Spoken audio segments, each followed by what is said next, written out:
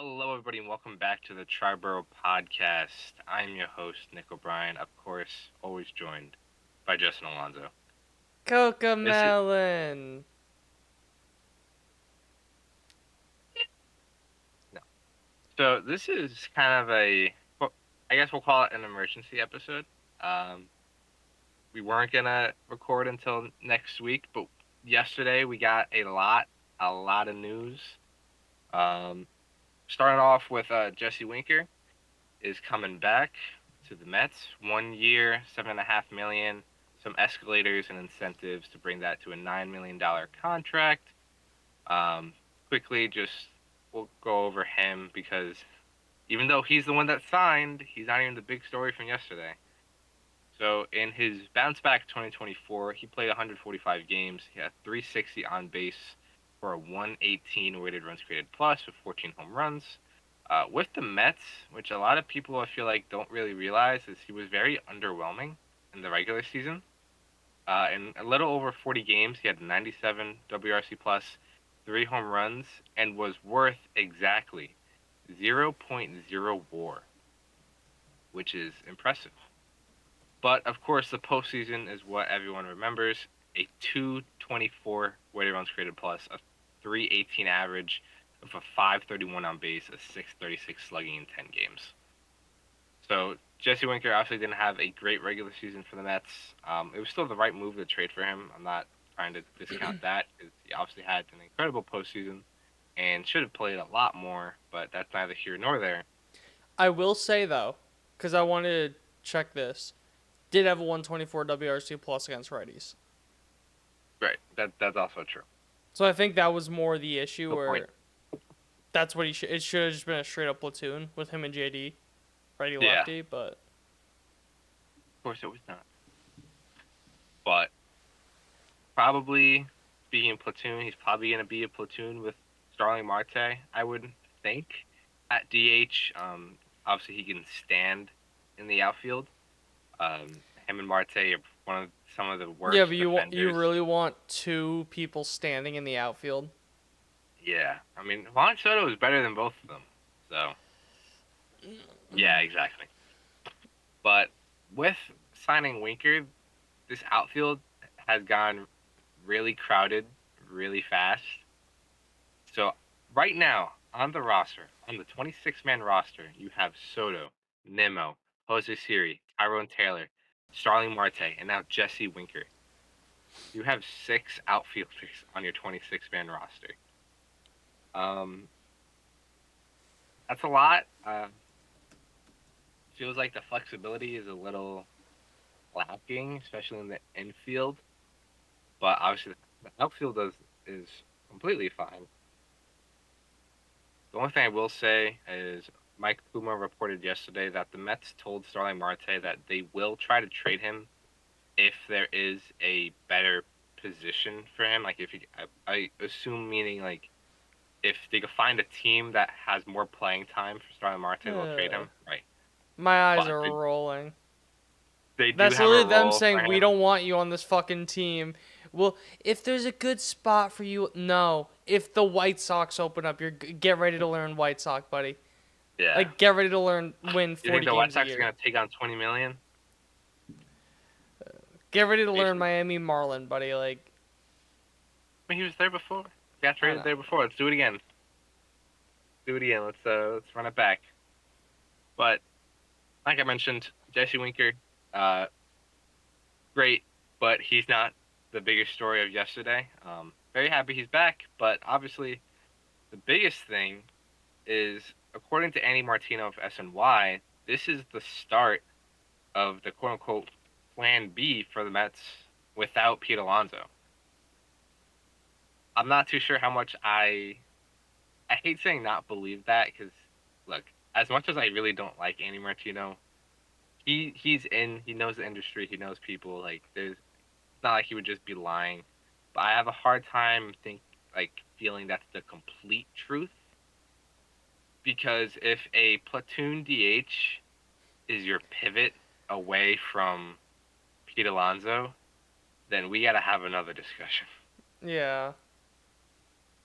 It's so funky to me because I feel like Jesse Winker. How is signing Pete Alonso stopping you from signing Jesse Winker? Or signing Jesse Right, Winker stopping you from signing Pete Alonso? right. Now the only thing I thought of, which was just completely big brain, super overthinking, is if they try to teach Jesse Winker first base. I think I, but I the wouldn't want minors. Winker to be an everyday first baseman. Yeah, neither would I. But again, fucking galaxy brain, completely out of left field. I think it's more likely that you just put Vientos at first, sign Bregman, or trade for Arenado. I think that'd be more likely than anything. But even then, at that point, just sign Pete. You got it. You could do it. He has played first base in the minors, so he does have How many experience. innings? The last time he played first base was in 2023 with Milwaukee. Okay. In how many innings are you? 4. Almost 90 innings. Okay, so call it 10 games. Yeah, that's not nothing, but it's not something. I was gonna say it's not something. Regardless, that was just me thinking. Yeah. So we're gonna quickly go over the timeline of the Alonso negotiations, I guess, because obviously, if you watched our last episode, which if you didn't, go check it out, we talked about Hall of Fame ballots, but we talked about how Alonso and his camp offered the Mets an exclusive, in air quotes, because you don't know how exclusive it is, an exclusive 3-year deal, high AAV contract just for the Mets. So that was, I think, last Friday. So that was basically a week from today, a week ago today. The Mets, this came out yesterday, countered with a 3-year deal. Joel Sherman reported it's around the $68 to $70 million mark, which is about $23 million a year. It did include opt-outs. That wasn't reported until later last night. It did include opt-outs like the Alonso and Boris offer, and the Mets were willing to go higher. How much higher, we don't know, but the Mets were willing to go higher past that $70 million mark. To a place Thank you. where Thank you. love. Okay. Yeah, Justin was lip syncing "Higher" by Creed. But I sorry, did. I didn't I know if you were can't gonna sing get it that, but because I'm gonna sound so much like them that we're gonna get copyrighted. So exactly. you know, Definitely not because of embarrassment or social anxiety over disc of golf, course but um, it, what are you doing, Pete? Like, What are we doing? Like, the Mets literally are offering you, I think, by far the best offer you're gonna get because at the end of the day, you got to look at it as Pete Alonso and saying, okay, probably like 10 million less that I want, but I also the biggest thing that I think for him should be the opt outs. That's all. At the end of the day, the opt outs are the biggest thing because if you have an insane year, just opt out.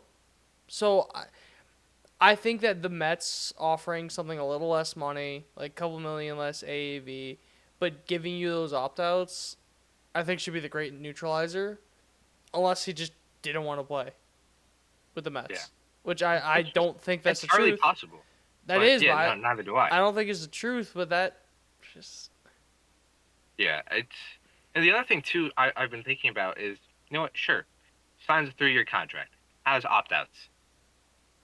Does he think one big year is gonna get him like a 5-year contract at 31? maybe I have a hard time believing, especially next year. maybe not a 5-year contract, but call it. Let's say next year he has an insane year and then he gets a 4-year contract. That's a 5-year contract Yeah, when you think sure. about it. So Yeah, I guess. But I don't know. I have a hard time like feeling he's gonna quote unquote cash in if he has a good year and opts out. You know, well, it's even gonna if he be gets a like deal similar to what he has now, like say that he signs a 3-year deal with opt outs after every year, and then he opts out and then signs a 3-year deal with a higher AAV, I'd consider that cashing out based off the circumstance. Because when you think about it, it's a 4-year deal. Yeah, I guess. It's Yeah. just a If you look at it backloaded that way. 4-year deal. Yeah. But the last little piece of the timeline is that before yesterday, it came out that the Mets told Alonso and Boris that they needed a decision soon, and they're not going to wait around and just twiddle their thumbs waiting for Pete Alonso to make a decision, which I have no problem with. I think that's completely fair. I mean, today's January 17th. Pitchers and catchers are reporting for most teams in about a month, about 4 weeks. Full team workouts are in a month. Right. We can't just keep waiting around for Pete Alonso. I mean, there's other moves that could be made that could help more than Pete Alonso. Like if they sign a Tanner Scott instead of Pete Alonso, you can argue that that's more valuable to the Mets right now because they need the bullpen help. And honestly, Alonso was a 2-win player last year. I think it's pretty possible Tanner Scott puts up another 2 WAR season. I don't think that's like completely out of the question. Last year, last year's one Tanner Scott had 1.6 WAR. The year before he had 2.8. So recreate Alonso in the aggregate. Like it's look. As much as I love Alonso,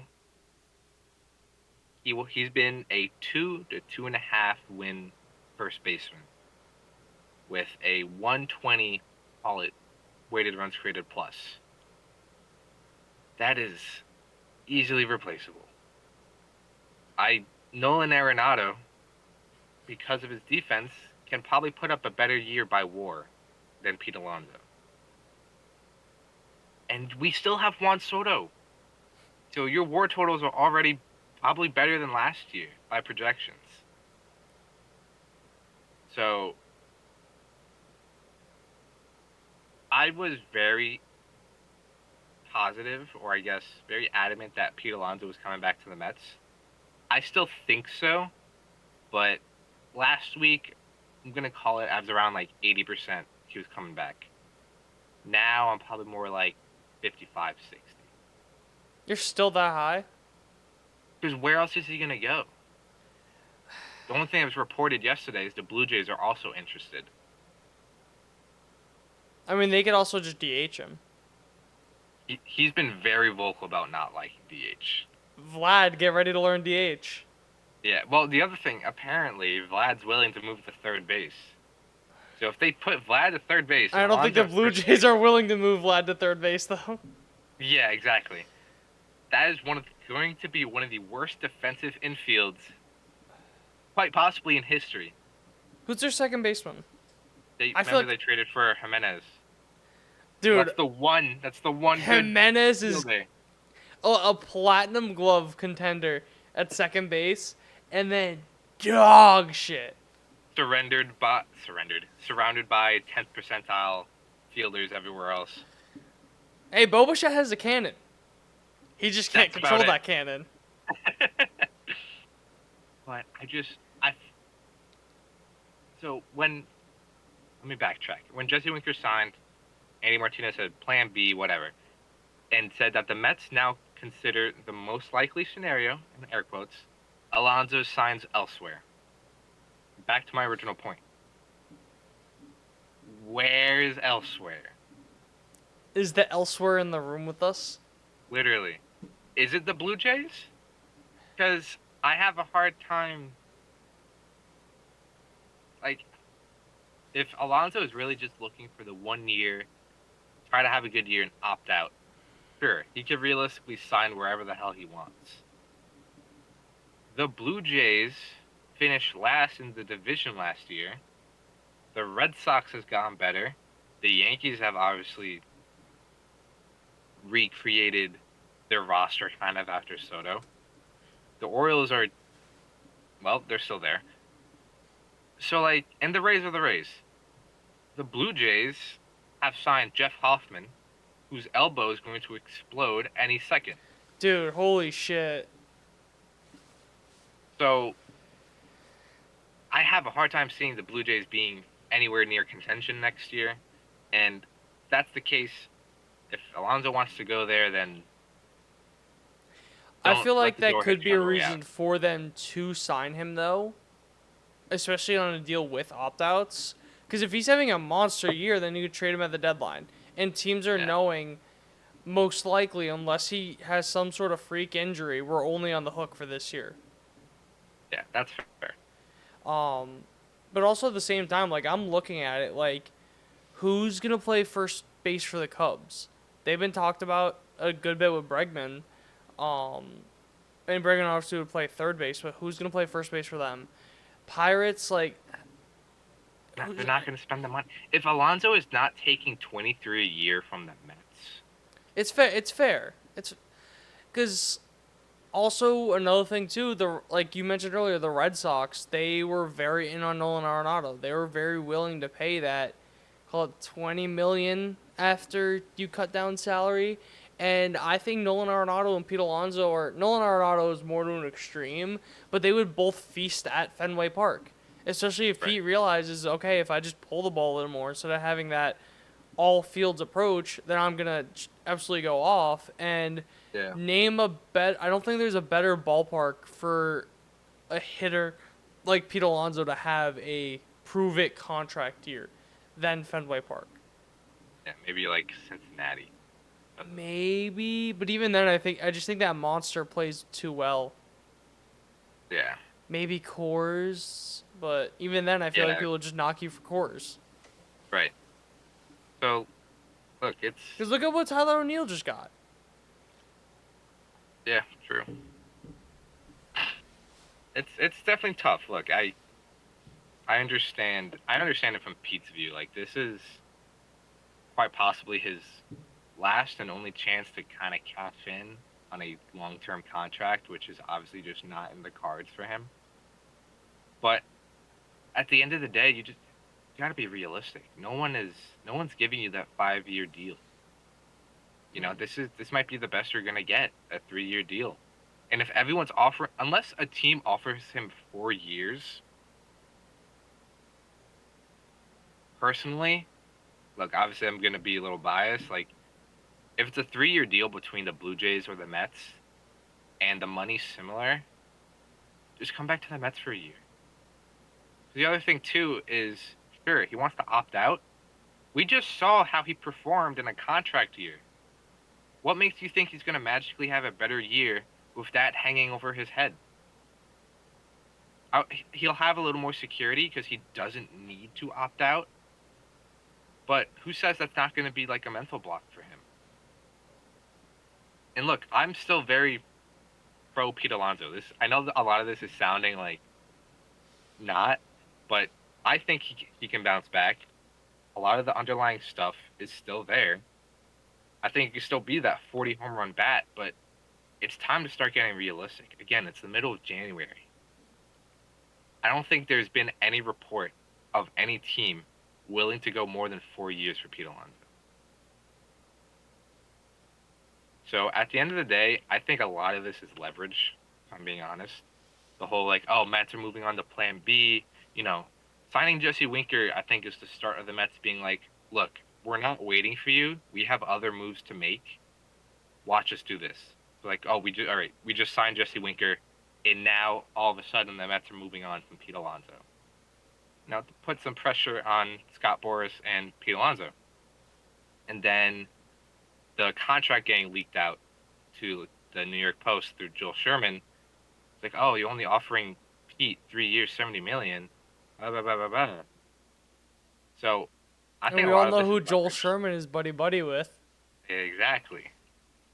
Mr. Heyman himself. So Scott Heyman. he's buddy with Mr. Boris.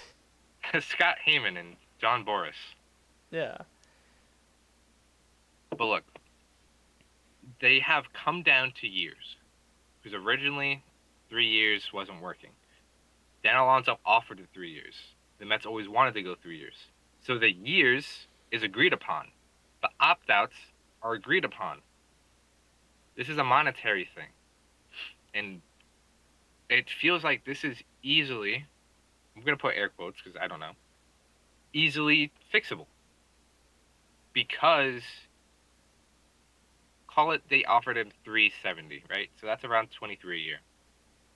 Unless Scott Boras is asking for, I don't know, like three, what would be insane, like 115, Yeah.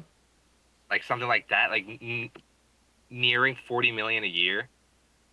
If he's asking for that, I understand why there's a discrepancy. But if it's a lot of the reports have been 90, 95, like not reports, but like rumors, right? If it's a 3-year, $90 million deal, and the Mets are at 70, call it like 80, 85. I mean, if you do 85, that's what, 28 a year. That would put him. That would put him as the second highest first baseman, right behind Vlad Guerrero, who just made 28 and a half in arbitration. For a guaranteed contract, not in arbitration, that is the highest paid first baseman. That's above Freddie Freeman, that's above Matt Olson, and that's above Christian Walker. And again, speaking of Christian Walker, Pete Alonso and his camp also need to understand Christian Walker, although he is older, only got 3 years for 60. Christian Walker has been arguably better than Pete Alonso for the past 2 to 3 years. And yes, he's older, but that really comes in years, not necessarily AAV. So that's just what the market is for first baseman. They have to start looking in the mirror and be like, all right, what we wanted is not there.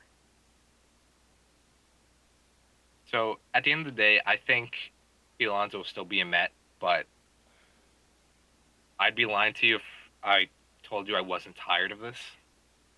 Of the back and forth between, this story and that story. But it does seem like we're coming to a decision soon because of everything coming out. I can't find anything for certain, but just looking back on it, I think that'd be the highest AAV for a first base contract. Yeah, I think Prince Fielder's was the highest. I'll check that right now. I want to say Prince Fielder was like around 31. Maybe that's. It was 9-year, 214. So 9 divided by 214. Other way around, idiot. That'd be 23.7. Never mind. I know someone. I forgot who had the highest first baseman contract. I know it's around 30. Right now it's Harper at 27. Yeah, but you can't even look at that. Yeah. Since he signed as an outfielder. What was Paul Goldschmidt? Okay, I'm very. Paul Goldschmidt. What's the spot rack? That's what it is. This is some riveting content right now. I know. I don't want to look at. I want to look at. No, Paul Goldschmidt was 5/130, so 26 a year. Oh my god, dude. The fucking Diamondbacks fleeced Paul Goldschmidt in a contract extension. Granted, it was pre-arb, but 5/32. Yeah. What a fleece.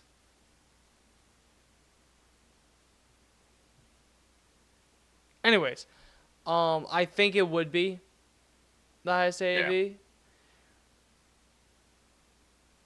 Do you buy? Yeah, I remember seeing numbers around 30. Yeah, go ahead. Do you overall what is your opinion on all the Vlad rumors? Like, do you buy them? Opinion on trading for him? Funny enough, I was going to talk about that next. I'm not really buying anything. I truly don't think the Blue Jays are going to trade him, which is just malpractice. They'll probably wait for the deadline, if I'm being honest. I would disagree. I don't know. I think the Blue Jays. Apparently, I don't think they should trade him. I think they should extend him. Like oh they yeah, should do. obviously. They should do Yeah, everything in their power right now to extend him. Like you're I agree. obviously it's not the same, but you were willing to give Shohei Ohtani $700 million. You were willing to give Soto. I think their final bid came at around $650 to $700. You were willing to give Burns. What was that, like $250? Was the reported number that they were willing? They're willing to spend the money. Just no one wants to play there. So if you have a guy Vlad who his dad played for the franchise, you know that he loves it there, and all the fans love him. He's the best player on your team. He's an MVP candidate. I I think it would be so stupid for them not to extend him. I think it would just be so brain dead. I think Vlad has so much leverage over the Toronto Blue Jays because they're like a 60-win team without him. So I don't know. I just think if the Blue Jays right now are focusing more on trading Vlad than trying to extend him, I think that's ridiculous. I think people should get fired over that. I agree. If their main focus with Vlad is trading him rather than extending him, yeah, like that literally should get people fired. yeah. It doesn't sound like they're actively trading him, obviously, but I remember reading a story yesterday through the Athletic. I think Will Salmon wrote it. Vlad's camp and the Blue Jays haven't had any extension talks since like Christmas, reportedly. And apparently Vladdy's set like, I think it was like the first full team workout is kind of like his deadline for an extension talk. So, that's like 4 weeks away. So if they don't extend him by then, I could see them kind of looking around to trade him. I still doubt it, but reportedly it's going to cost more than Soto, if not around Soto, what the Yankees gave up for Soto through the Padres. Oh, okay. Yeah, I thought you were talking about the contract. I was like, what? Like AAV wise. Capital wise. Which, as much as I thought what the Yankees gave up for Soto wasn't a ton, I still stand by that. I really don't think the Mets can match up to that, or exceed that. Dude, Michael King is a fucking dude. I agree. I'm not saying you disagree. Mm-hmm. I'm just saying in general, the argument that the Yankees gave up nothing, I can't see, because you also got to realize the Padres essentially got Dylan Cease because of Drew Thorpe as well. Yeah. Drew Thorpe was the main piece in that. So they literally got Michael King, who is one of the best pitchers in baseball, and Dylan Cease, who threw a no-hitter this year, right? Yes, I believe so. So they literally got both of them from what the Yankees gave up. So that's my thing. And there's an argument going around on Mets Twitter that Michael King is just not a good pitcher. Brain dead. I would love to have Michael King. Michael King may be the best pitcher on your team. Might. I would argue that a healthy Senga is better. That's what I was going to say. I was going to say Senga's the only argument, but I saw people saying David Peterson. Look, I'm sorry. I love David Peterson. I really like him. I think he's got a lot of talent, a lot of stuff going for him. Michael King's one of the best pitchers in baseball. He's one of the most efficient, very high strikeout numbers. I just can't see that. David Peterson is a soft contact merchant, which is not a bad thing, but he's not a strikeout guy. Michael King struck out 10 batters over 9 innings last year. He had almost 28 K percentage. Michael King is a dog. Dude. But regardless. That wasn't me trying to shit on the Mets either. No. This whole Yankees-Mets beef is so fucking childish to me. All through Soto. It's all because of Soto. Like, I just don't care. Either way, like, I just don't. Different leagues. We're going to play each other 4 times a year. Who gives a shit? Which, I will say, those 4 games are electric.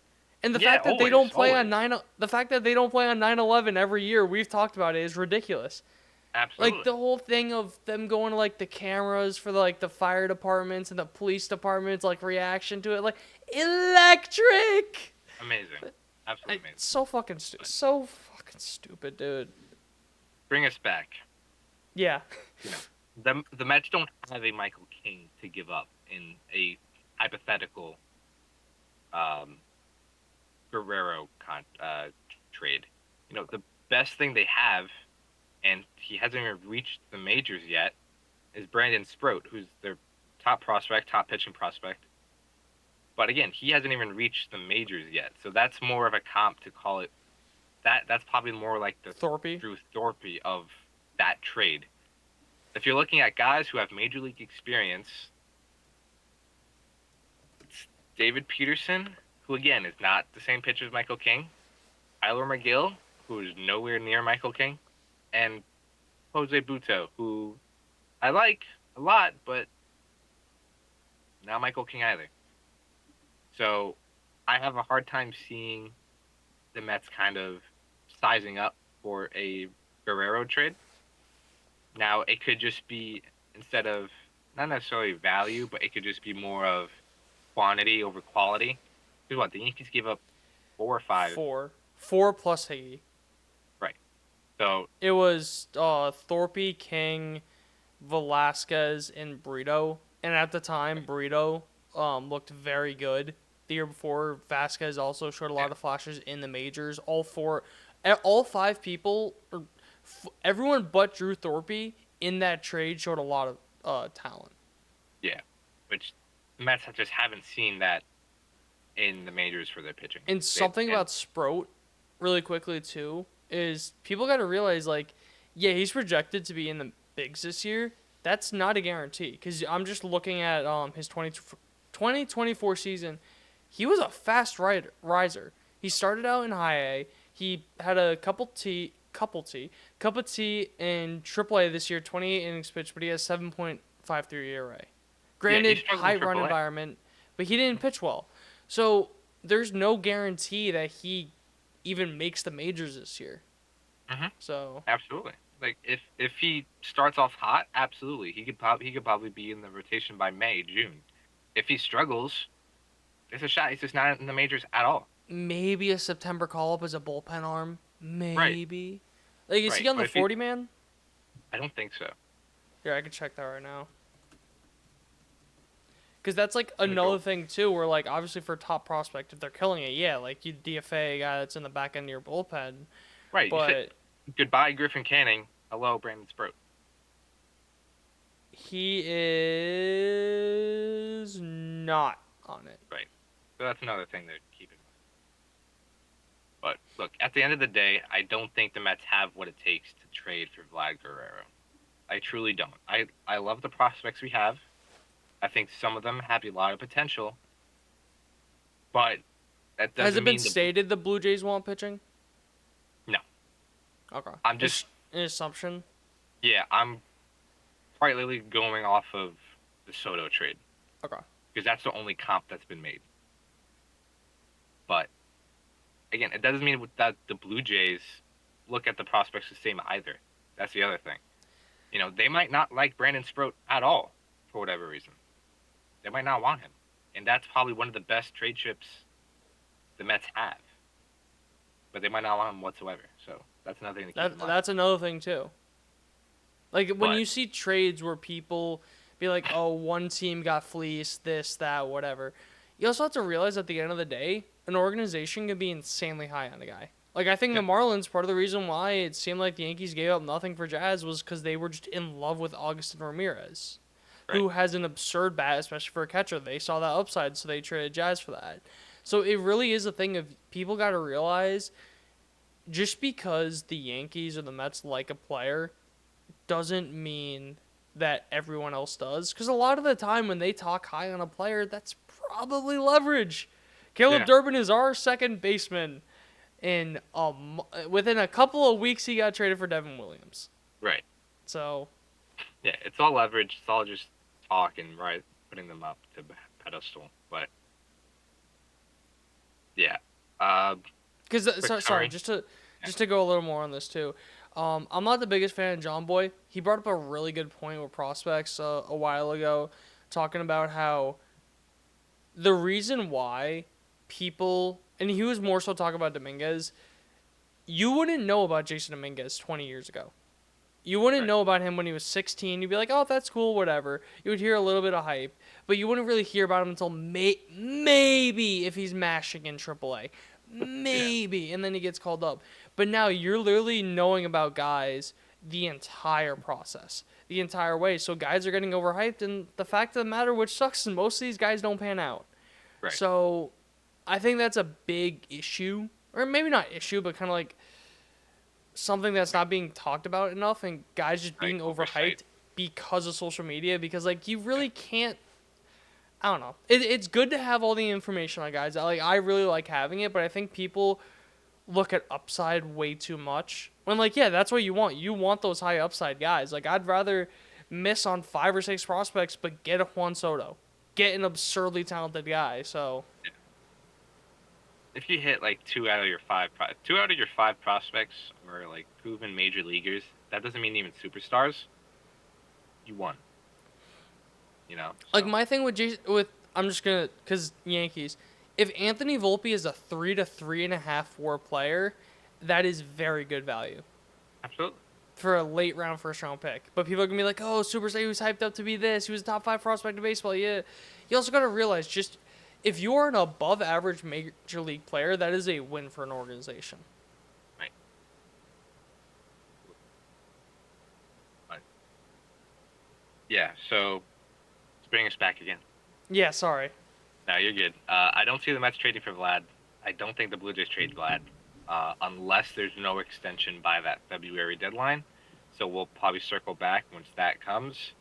But for the next steps for the Mets is a lot of reporting for what are they going to do without Alonso? Like, what's the world look like if Pete Alonso signs elsewhere to wherever the fuck that is?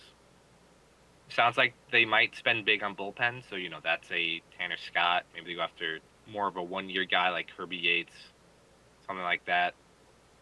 And it sounds like for third base, because it's in this world, Mark Vientos is moving to first base. Sounds like they're gonna have an internal fight for third base. So that's gonna be your Beatty, your Acuna. Um, a lot of reporting included Ronnie Mauricio, but I'm not really counting on him until he plays baseball, because that's still yet to happen. Has an above 300 on base. That too. So it's really going to be Beatty and Acuna, and I'm not really sure who else could hypothetically fight for a spot like that. They don't really have anyone kind of ready to make that jump. I'm looking quickly at their roster, their prospects. No one's really, unless no, yeah, unless they sign, unless they resign Jose Iglesias and he's your everyday third baseman, which I wouldn't love, but I wouldn't really like either. Uh, so yeah, the world without Pete Alonso is definitely a lot of banking on some of these prospects figuring it out. Mostly Brett Beatty figuring it out, because his glove improved a lot last year. He's actually projected by all three projection models that are out right now, between Fangraphs, Steamer, and the new Oopsie model. Brett Beatty's projected to be an above average hitter. Um, Fangraphs has him at 102 weighted runs created plus. Steamer has him at 102, and Oopsie has him at 103. And each of those models have him to tick below a 2-win player, which is not nothing. Again, that's around what Alonso was, but that's more so coming from third base defense with a average bat, give or take. Uh, so again, it comes down to Pete Alonso. The best fit for you is the New York Mets. New York Mets, the best fit for you is Pete Alonso. Because Vlad's not getting traded. I don't think so. And if he does, I don't see the Mets extending him. And next year, when Vlad's a free agent, are the Mets really going to dish out like 2 12+ year contracts between Soto and Vlad? Especially as much as Vlad is an excellent hitter, He's also a very bad first baseman. So I don't know. I have a hard time seeing a world where that happens if Vlad is traded and if the Mets pursue him in free agency. I have a very tough time seeing the Mets dish out two massive contracts like that because he's reportedly, I think he's asking around 400 million. Hey, that's Gold Glove first baseman Vlad Guerrero Jr. you're talking about. Not anymore, it's not. But yeah, I have a hard time seeing that. So, and the other thing too is you have Ryan Clifford in the minors who has, like we just talked about, has upside. I'm kind of like killing everything we just said about prospects. But Ryan Clifford, he's not even 22. You got him in the Justin Verlander trade. He got up to Double A last year as 20-year-old. 20-year-old. He had a 133 WRC plus in Double A. You see how he works out in Triple A. You know, this is a guy that could potentially, keyword big potentially, be in the majors in 2 to 3 years. And if he's as good as he can be, but regardless, I think the best thing for the Mets is to figure it out with Pete Alonso. And if he opts out next year, great. You do it all over again. You pursue Vlad. If that doesn't work, maybe you go back to Alonso. If not, I'm not sure. Maybe someone breaks out next year that can play third base and you move Mark first base. So, I don't know. It's all very frustrating. It's all very annoying. And I'm sure this is not the end of it. This is probably, as much as I think a resolution is probably coming soon, I don't exactly think this is close to being over. I think, as much as a contradiction that is. So, yeah. Justin, you got anything else? Vlad, Pete? Not on that, but I do think it's worth talking about Sasaki. Oh, fair enough. Yeah, he's not coming to the Mets. Oh well. Yeah, it looks like it's a lock that he's a Dodger. The Dodger. He's a fucking Dodger. We knew that I from the will fucking say, beginning. I just got porch sported because I just looked on Twitter to see if there was any update on that, and there was I thought it was the Post, but it was Porch Sports, that said he had a $350 million deal with Tim Hortons if he signed with the Blue Jays. I mean, hey. I got full on porch sported.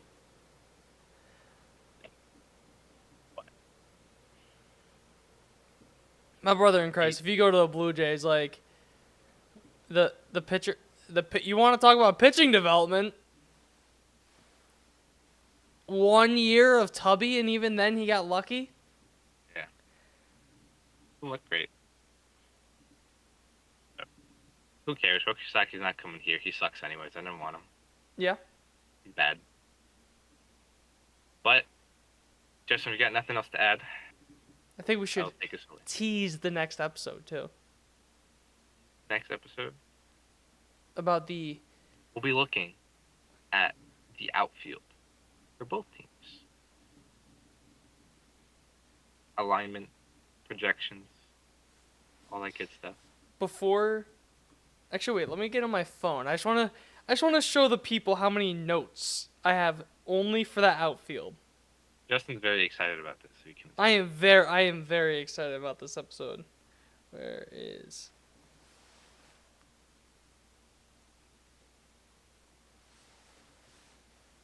It's about 3.5, 4 pages of notes. Exactly. But Pete, figure it out. Find common ground. Let this be over and let's move on because there's still more to do. The Mets need bullpen help. The Mets could probably use another bench bat. So, that being said, thank you guys for listening. Thank you guys for watching. As always, remember to follow all of our social media accounts. Instagram, Twitter, Facebook. For now, TikTok. You got 2 more days of TikTok. So if you're not following us there, follow us there for 2 days. If not, remember to make sure to follow us on Instagram, because whatever we post on TikTok is basically going on Instagram and vice versa. So subscribe to us on YouTube. Leave us a comment. What do you think? Pete Alonso coming back. What do you think the contract looks like? Are the Blue Jays going to trade Vlad? What does a trade look like? On Spotify, leave us a 5-star rating, reviews, helps us all out. Same thing with Apple Podcasts. But without further ado, thank you guys again, and we'll see you next week with some outfield projections.